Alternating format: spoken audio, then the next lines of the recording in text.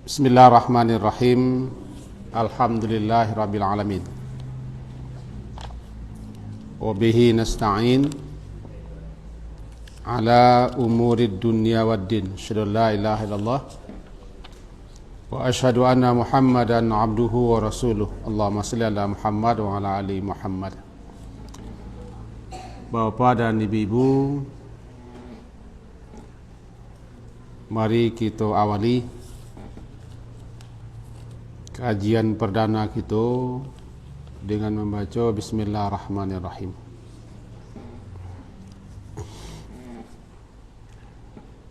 Sebagai dasar kajian kita malam hari ini, surah At-Tariq, surat yang ke-86,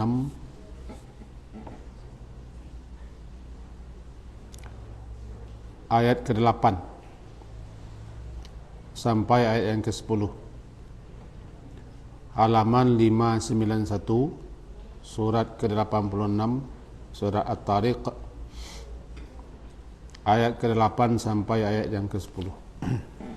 Dasar kaji kita. A'udzu billahi minasyaitonir rajim.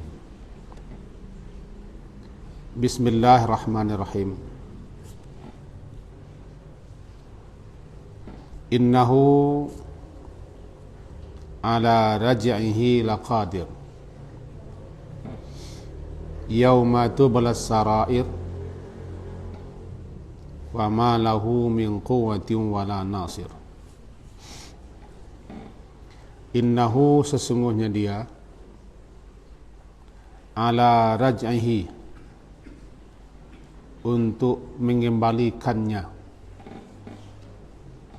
hidup kembali, laqadir, benar-benar berkuasa. Yauma tublas sarair, yaitu pada hari atau pada saat tubla, dibongkar atau dinampakkan as-sarair, segala macam rahasia. Fama lahu, maka tidak ada lahu baginya, min quwwatin, sedikit pun kekuatan, wala nasir, dan tidak ada pula baginya satu pun yang akan nasir, menolong. Demikian kira-kira terjemah. Salah satu rukun iman yang 6 yang amat sangat penting dimantap-mantap, dikuatkan, diteguhkan, yaitu keimanan, keyakinan bahwa setelah kehidupan dunia sekarang kita mati, dan setelah mati kita akan kembali dihidupkan oleh yang menciptakan kita untuk dimintai pertanggungjawaban, disidang, diadili, ditanyai, lalu diberi balasan, kemudian berakhir di neraka atau di surga. Keyakinan ke situ harus selalu ada. Lebih-lebih keyakinan kepada pertanggungjawaban. Kalau kita tidak ada lagi keyakinan, kepercayaan bahwa apa yang kita lakukan di dunia ini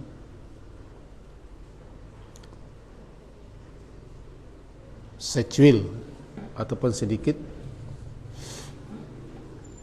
baik berupa yang perbuatan yang baik atau perbuatan jelek, kalau tidak ada lagi keyakinan kita bahwa itu semua akan kita pertanggungjawaban, itulah yang menyebabkan orang berbuat semau-mau. Kalau bahasa Minang, nang kalamak di parui saya. Lebih kalau orang itu berkuasa,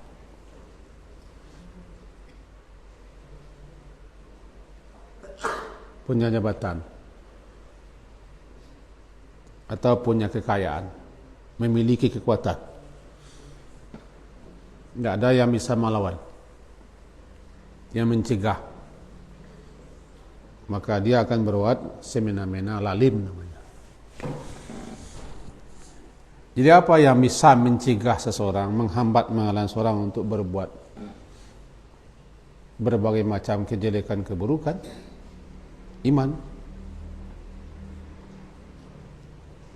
Iman, yakin, percaya kepada Allah yang Maha mengetahui, yang Maha melihat, yang Maha menyaksikan, yang Maha mengawasi, Maha meliputi. Iman yakin kepada adanya hari akhirat itu,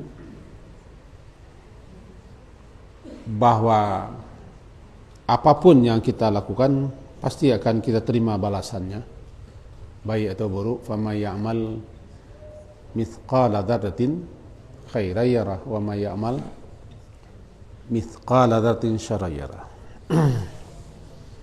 Nah, kaji kita sebagai pembuka malam hari ini itu innahu ala raj'ihi laqadir.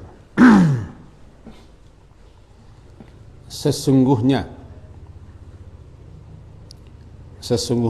kata-katanya itu bisa kembali kepada Allah. Kalau begitu maknanya sesungguhnya Allah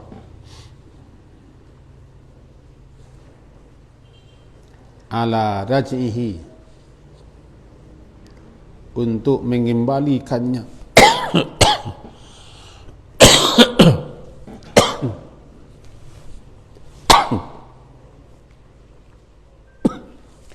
laqadir, benar-benar berkuasa. Kita pahami sejenak dulu ayat yang ke-8 ini. Rajaihi itu rujuk. Raja'a nanti menjadi rujuk. Apa yang kita kerujuk kembali lagi.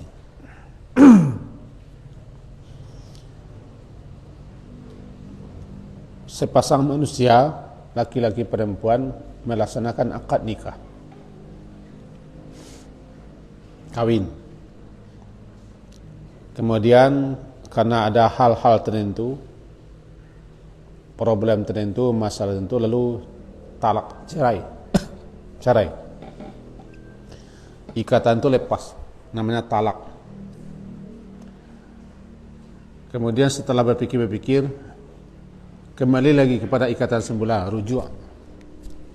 Ia rujuk kembali lagi kepada semula. Sebelum cerai, dia dalam akad nikah, dalam perkawinan. Cerai lepas tanggal, talak lepas tanggal. Lalu laki-laki kembali lagi kepada istrinya, namanya rujuk. Rujuk. Maka di kata-kata rujuk itu maknanya kembali. Kembali lagi. Sering kita dengar atau kita baca inna lillahi wa inna ilaihi raji'un. Raji' yang kembali. Kalau raji'un, orang-orang yang kembali. Sesungguhnya kita ini milik Allah, punya Allah, karena Allah yang mencipta, Allah yang membuat kita dari tidak ada menjadi ada. Dan kita disebut dengan makhluk. Allah yang menciptakan namanya Khaliq. Khaliq, dia yang mencipta. Yang dicipta makhluk. Kita adalah makhluk.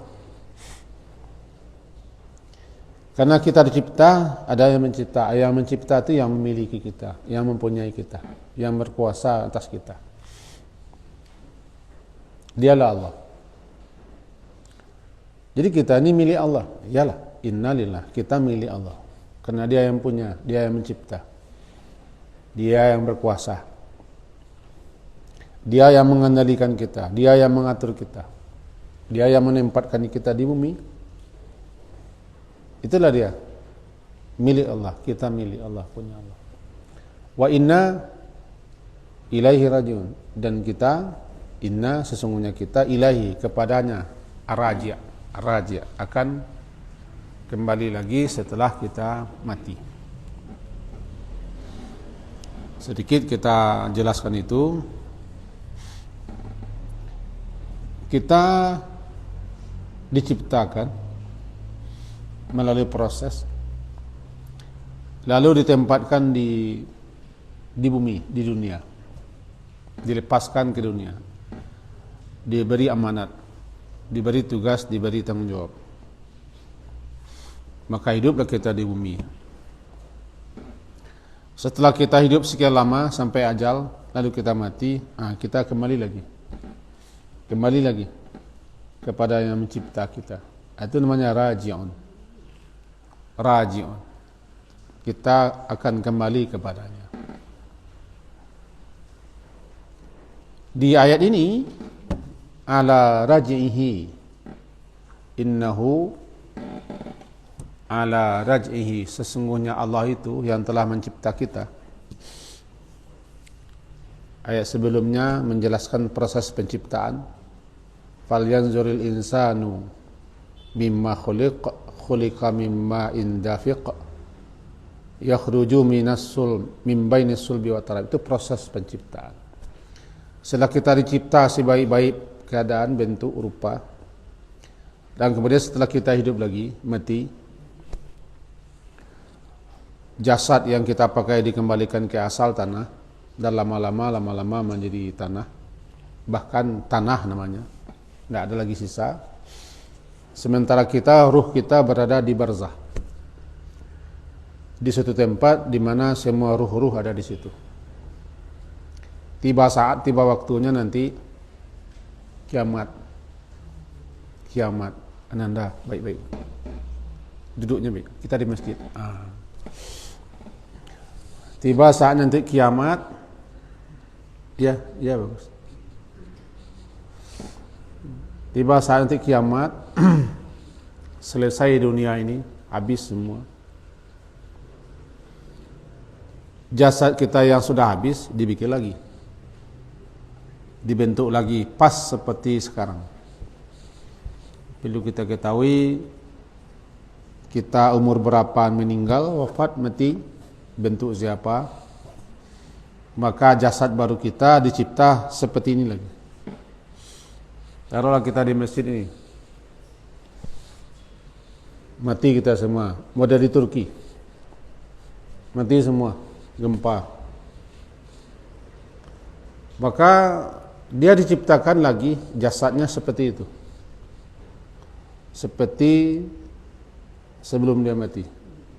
Kalau kita mati sekarang semua, taruhlah gempa atau apa, maka kita akan diciptakan jasad baru kita seperti ini. Bukan kecil, enggak. Sini. Dikembalikan lagi jasadnya seperti sedia kala sebelum dia mati. Jadi mengembalikan jasadnya lagi seperti semula, dicipta ulang, tidak ada yang kurang, bahkan termasuk sidik jarinya dalam surah Al-Qiyamah, an-nusawwiya banana, la aqsimu biyaumil qiyamah, dan seterusnya. Lagi sidik jari. Tidak berubah, kan surah Al-Qiyamah. Kemudian setelah jasad baru terbentuk, dikembalikan ruh yang tadi berada di barzah, diperintahkan masuk ke jasad barunya. Itu yang disebut dengan hidup kembali, yang terkenal nanti dengan kebangkitan, hidup kembali. Proses itu harus diketahui oleh semua orang yang beriman, karena dia akan melalui. Ketika ruh masuk ke jasad lagi, dia hidup lagi, seperti sedia kala, tidak berubah. Ini dia, innahu ala raj'ihi laqadir. Sesungguhnya Allah yang telah menciptakan itu. Bermula kita ini dari air mani laki-laki dan perempuan, kemudian lahir seperti ini, untuk mengembalikan lagi kita seperti semula, itu seperti semula sebelum mati, punya jasadnya seperti ini, la qadir, qadir berkuasa. Salah satu nama Allah adalah Qadir. Nama Allah yang tercantum 99 biasa dihafal-hafal, meskipun nama Allah itu bukan 99. Karena nama Allah banyak sekali. Cuman siapa yang hafal 99 saja sudahlah, dapat masuk surga dia. Nah, salah satu nama Allah itu Al-Qadir, Al-Muqtadir, Al-Wahid, Al-Ahad, As-Samad, Al-Qadir, Al-Muqtadir. Bahkan ada lagi Qadir. Apa itu Qadir? Qadir yang berkuasa. Muqtadir yang betul-betul berkuasa. Dia mempunyai sifat. Apa sifatnya? Qudrah.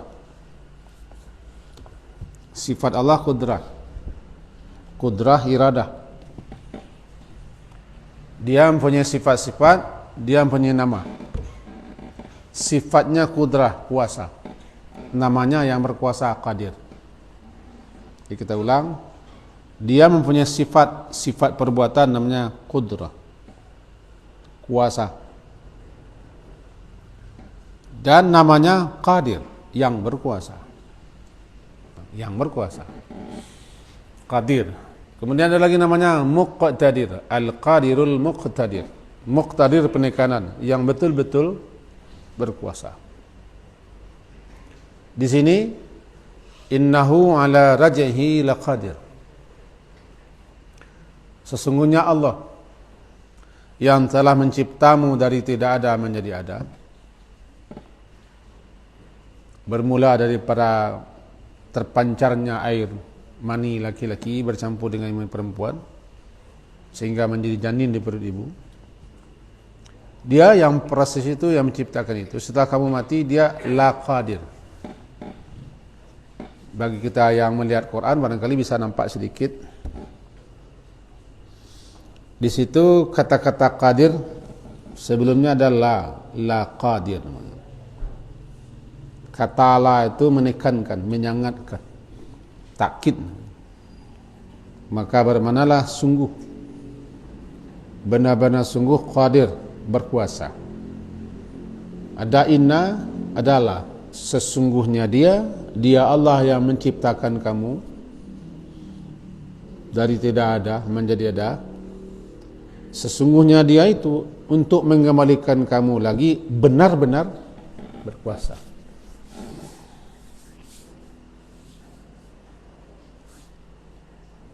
Kapan itu waktunya? Yauma tublas sarair.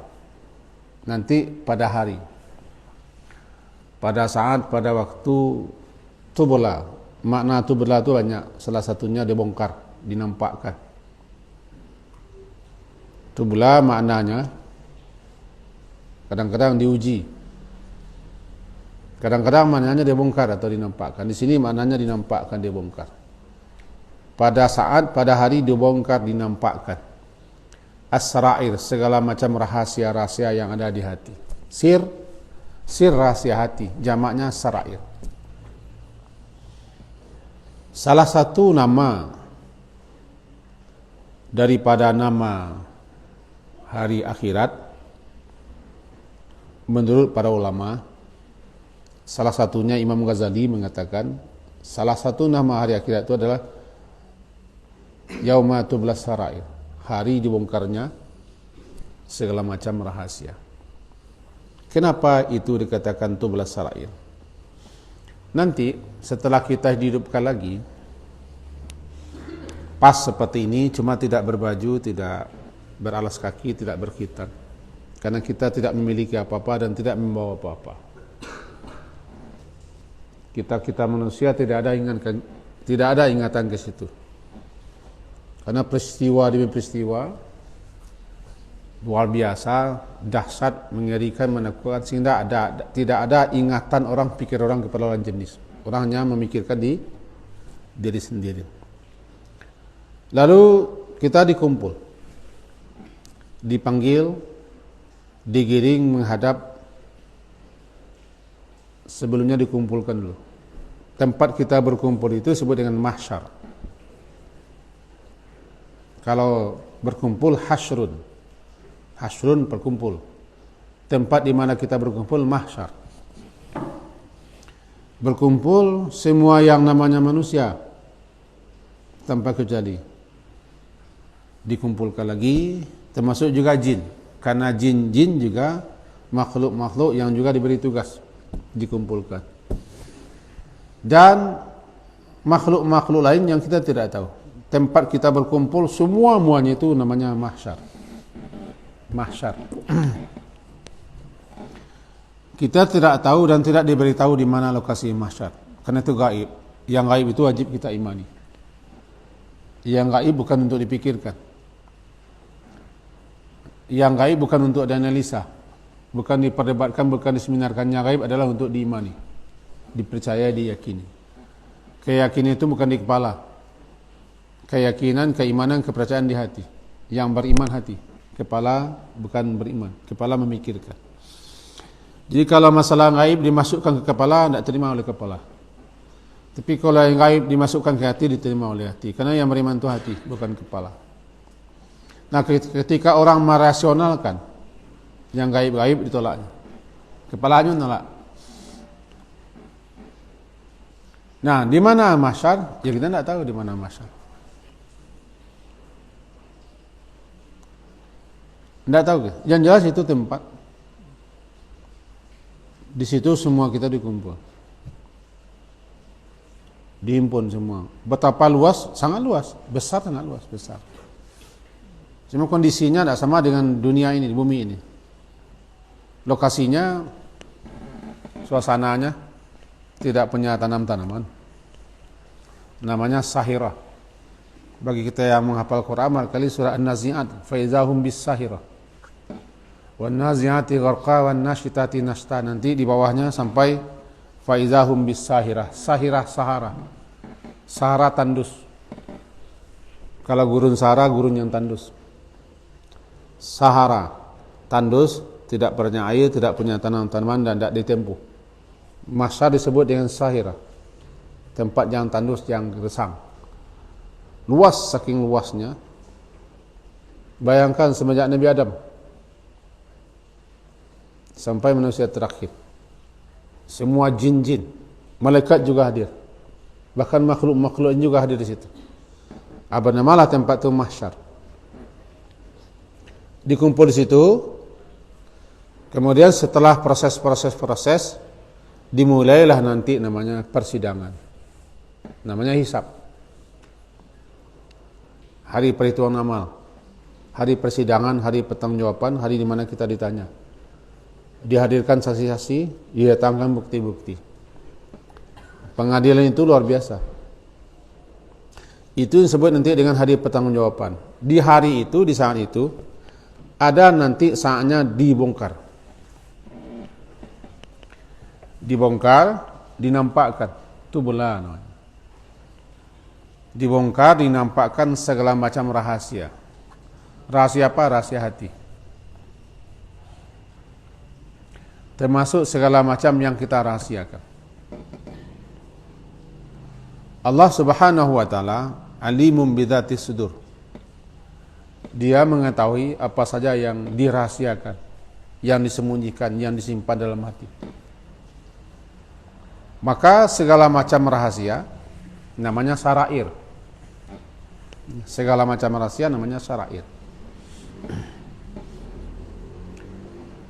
Di situ, di saat proses pengadilan, ketika kita dimintai pertanggungjawaban, ketika ditanya, bahkan didatangkan bukti-bukti, dihadirkan para saksi di pengadilan itu, ada saatnya nanti dibongkar rahasia-rahasia kita. niat kita, maksud kita, keinginan kita, bukan, tidak ada sembunyi. Ana malah harinya tubulas sarair, saat dibongkar segala macam rahasia. Apakah semua rahasia kita dibongkar? Tidak juga. Disebutkan bahwa siapa yang suka menutup aib, cacat, celah, kekurangan, rahasia orang lain, maka Allah juga akan menutupnya aib ketika itu. Man satara satara Allah. Siapa yang suka menutupi aib orang, cacat orang, kelemahan orang, kekurangan orang, rahasia orang, maka aibnya, cacatnya, rahasianya, kelemahannya tidak akan dibongkar. Paling-paling antara dia dengan Allah saja. Tidak akan dipermalukan dia di hadapan semua manusia. Maka hari ini siapa yang suka menyebarkan aib-aib, lebih-lebih lewat media ini, menyebar, membongkar, memviralkan kejelekan-kejelekan, kebusukan orang lain, satu saat dia akan dibongkar aibnya. Hati-hati. Bukan hanya di akhirat, di dunia ini saja. Disebutkan dalam hadis begini, saya bacakan hadisnya, bahwa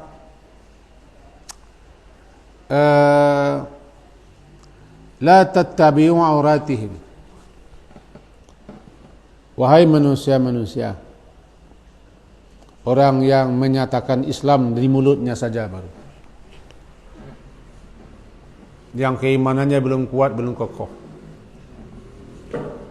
hanya mulutnya mengaku. La tu'zul muslimin. Kalian jangan mengganggu, menyakiti kaum muslimin. Wala tu'ayyiruhum. Dan jangan pula kalian itu mengolok-olok, mencela-cela, mengaibkannya. Wala tattabi'u auratihim. Jangan cari-cari. Jangan cari-cari, jangan telusuri aib-aib, rahasia-rahasia, keburukan-keburukan mereka. Kenapa? Fa innahu man tatatabba'a aurata akhil muslim. Siapa yang suka mencari-cari kelemahan, aib, cacat, celah, rahasia orang, memata-matai kejelekan orang, keburukan, lalu disebarluaskannya, tatatabba'a Allahu auratahu. Satu saat Allah akan bongkar dengan cara Allah. Allah akan bongkar aibnya, cacatnya, celahnya, rahasianya, kejelekannya, keburukannya. Walaupun dia bersembunyi entah di mana. Walau fi jawfi rahli, walaupun dia bersembunyi di rumahnya atau tempat yang terpencil. Ada saja nanti caranya aib akan terbongkar. Istilahnya itu al-jaza' min jinsil amal. Balasan itu sesuai dengan apa yang kita kerjakan. Jadi kita ini, kalau kita suka menyebar-jebarkan rahasia orang, aib orang, cacat orang, dosa orang, kesalahan orang, kejelekan orang, jatuh harga diri orang, kemuliaan orang, martabat orang, tidak bisa dia bangun lagi gara-gara kita disebarluaskan. Tidak ada yang bisa nanti menjamin aibnya tertutup, karena Allah akan bongkar. Itu janjinya. Allah akan bongkar, akan nampakkan aibnya di satu saat. Walaupun dia menyuruh bersembunyi, entah di mana bersembunyi, terbongkar aib. Ini yang kita takutkan. Itu saya pesankan kepada kita semua, lebih-lebih kepada ananda kita yang hadir. Kita sekarang punya Android.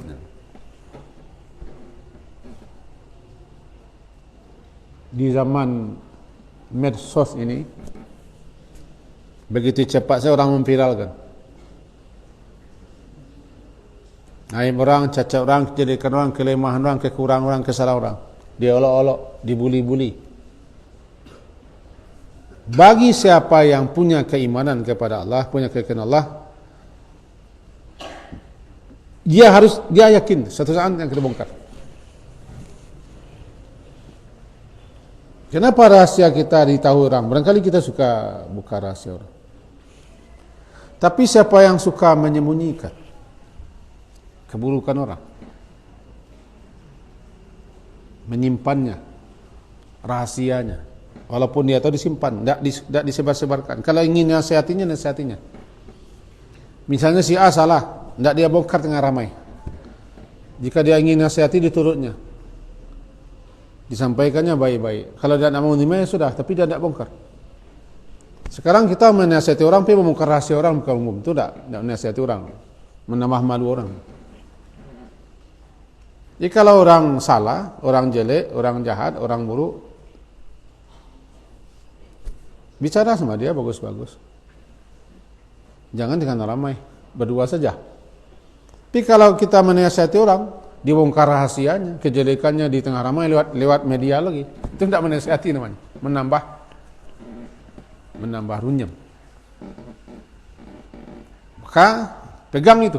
Satu saat rahasia Anda, kejelekan Anda, keburukan Anda, kebusukan Anda akan dibongkar oleh Allah. Kemanapun bersembunyi. Itu jaminannya dalam hadis sahih. Dan siapa yang Allah bongkar rahasianya, pasti terbongkar. Tidak satu pun yang bisa menghalangi, menghambat. Di dunia itu. Tetapi siapa yang suka menutupi, mensetara, siapa yang suka menutupi aib orang, cacat orang, cela orang, kelemahan orang, Allah akan tutupi. Siapapun yang tidak bongkar, tidak ada. Tutupi. Dengan cara Allah. Dengan cara Allah. Itu dunia. Di akhirat, begitu juga. Rahasia kita akan ditutupi oleh Allah kalau kita di dunia ini suka pula menyimpan, menutupi, tidak membongkar, tidak memviralkan rahasia orang lain. Kita simpan saja. Kita simpan saja, kita sembunyikan. Masalah. Sehingga orang itu terjaga. Maka nanti di akhirat, saat di mana hari itu disebut dengan tublas sarair, hari dibongkar segala macam rahasia, rahasia kita disembunyikan oleh Allah. Tidak ditayangkan. Nanti ada sebuah hadis ya, yang saya bacakan begini. Hadis itu riwayat Imam Bukhari 5609. Bunyinya kita pending saja. Kita ringkas saja. Yadunu ahadukum min rabbih hatta yada'a kanafahu alaih. Nanti di hari persidangan itu, di hari pertanggungjawaban itu, di hari pengadilan itu, yadunu, salah seorang kalian akan mendekat kepada Tuhannya, dipanggil di sidang. Bagaimana bentuknya kita tidak tahu. Hatta yada'a kanafahu alaih, sehingga Allah menutupinya dengan naungannya. Kenapa ditutupi dengan naungannya? Fayaqul amilta kada wa kada. Ketika itu Allah, dia ditanya, engkau di dunia dulu melakukan ini, mengerjakan ini, memperbuat ini. Kata seseorang itu, betul ya Allah, na'am. Dia tidak bisa mengelak. Fotonya ada, videonya ada, gambarnya ada, catatannya ada. Amilta kada wa kada. Engkau melakukan ini dulu. Naam, ya. Diulang-ulang, yuqarriruhu, diulang-ulang tanya lagi. Ini dibongkar semua kesalahan-kesalahannya. Kemudian summa yaqul, kemudian Allah berfirman ketika itu, inni satartu 'alaika fid dunya. Sungguh di dunia dulu aibmu, cacatmu, kekuranganmu, rahasiamu tidak dibongkar. Tidak ada yang bongkar, aku tutupi. Tidak ada yang ngomong, tidak ada yang bicarakan, tidak ada yang menyebar-nyebarkan. Karena orang itu saya tutup. Tidak tergerak, tidak ada kemauan orang untuk membongkar rahasianya. Satartu 'alaika fid dunya, aku tutupi aibmu di dunia, cacatmu. Karena engkau suka juga menutup aib orang lain. fa anafiruha lakal yaum. Pada hari ini semua rahasia-rahasiamu itu, kesalahan kejelekanmu itu, di samping aku tutupi, aku ampuni semua. Itu luar biasanya bagi orang yang mahu menahan mulutnya, yang merahasiakan mulut. Orang yang berani mengekang mulutnya untuk tidak menyebut, tidak menyebar, tidak mengunjing, tidak membongkar, dan tidak memviralkan. Sekarang kan menyebarkan aib itu kan tidak mulut lagi, ujung jari. Dulu aibmu, kejelekan kamu, keburukan kamu, rahasia kamu di dunia aku tutupi. Karena engkau dulu atas dunia suka menutupi aib orang, engkau simpan saja. Sekarang di akhirat ini sekarang aku tutupi. Aku tutupi gitu. Tidak aku bongkar, tidak aku perlihatkan, tidak aku pertontonkan sehingga engkau tidak malu. Semua rahasia-rahasiamu aku tutupi sekarang. Dan di samping itu aku ampuni. Ini keutamaan fadilah. Suka menutup aib orang lain. Nanti di hari itu belas sarair, hari nampakkannya segala macam rahasia-rahasia, maka Allah Subhanahu wa taala akan menutupilah rahasia-rahasia kita, bahkan mengampuninya. Tapi celakalah dan sengsaralah orang yang suka mengekspos, ya, menyebar-jebar. Ini terutama kepada ya anak-anak kita lah yang muda-muda. Kalau kita termasuk orang-orang yang muslim, yang beriman, timbang-timbang, pikir-pikir. Kalau bahasa kita, ino-ino ranuang-ranuangkan sebelum menyebarkan foto orang kah, kejelekan orang kah, aibnya kah, atau apa saja. Sebab kalau kita berani menyebarkan kejelekan orang, orang juga punya. Orang juga bisa. Kita punya tangan, orang punya tangan. Kita punya mulut, orang punya mulut. Bahkan mulut orang lebih banyak pada mulut kita. Kita punya mata, orang punya mata. Yang bisa menahan tangan orang, bisa menahan mulut orang, bisa menahan pikiran orang, rencana orang, hanya satu, Allah. Karena kita suka menutup, Allah Maha Kuasa untuk menahan orang, membicarakan aib kita, menahan tangan orang untuk jangan membagi-bagi, menahan pikiran orang untuk pemikiran kita. Maka marilah kita bersibuk diri, sibukkan saja diri kita dengan aib kita. Tuba lama so isa Allah kan Allah ya lun. Tuba, beruntung dan berbahagialah. Tuba, beruntung dan berbahagialah. Liman syagalahu aibuhu. Liman syagalahu aibuhu. Orang yang dia disibukkan dengan aibnya sendiri. Tuba, beruntunglah, berbahagialah orang yang syagalahu aibuhu. Dia sibuk, tapi sibuk dengan aibnya, cacatnya, kelemahannya, kekurangannya, kelalaiannya dan segala macam. An uyubin nas, daripada sibuk dengan aib orang lain. Beruntung, berbahagialah orang yang sibuk dengan aibnya daripada sibuk dengan aib orang lain. Banyak orang yang hanya sibuk memikirkan aib orang lain. Dalam bahasa salah seorang sahabat yang terkenal namanya Abu Hurairah, yabsuru ahadukumul qazata fi a'yuni akhi. Ia bersuruh melihat, salah seorang kamu melihat ada al-qazah. Qazah itu kotoran. Ini qazah. Ada kotoran menempel di sini. Sini namanya qazah. Ia bersuruh ahadukum al-qazata. Salah seorang kamu dia dapat melihat kotoran yang menempel di mata orang lain. Fi a'yuni akhi, di mata saudaranya atau orang lain. Wa yansa,